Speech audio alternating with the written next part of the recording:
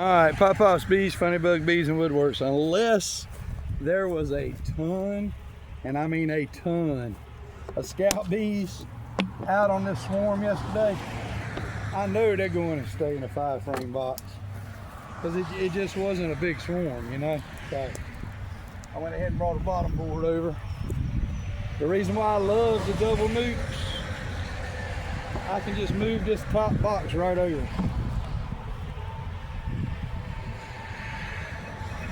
Put a top on it, boom, it's done. This is ready to reload.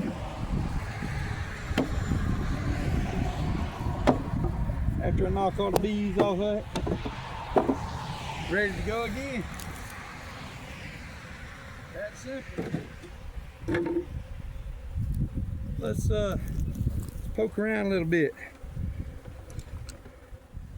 Yeah, it don't look like they're festooning like crazy.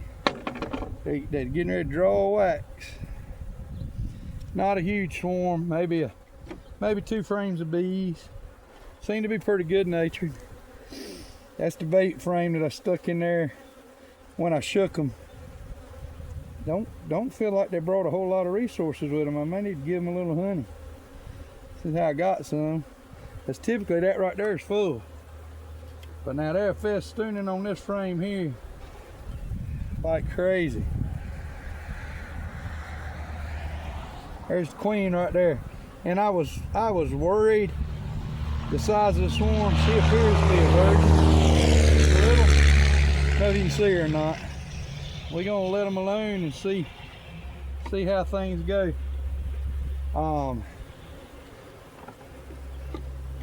Yeah, I got a gut feeling that this was probably a secondary swarm out of a hive. Just the way they acted and the size of them. So, that's swarm number 19 for 2026. We'll check on them next week and see if she's laying. Pop Pop's Bees, Funny Bug Bees and Woodworks. Please like and subscribe. Have a good day.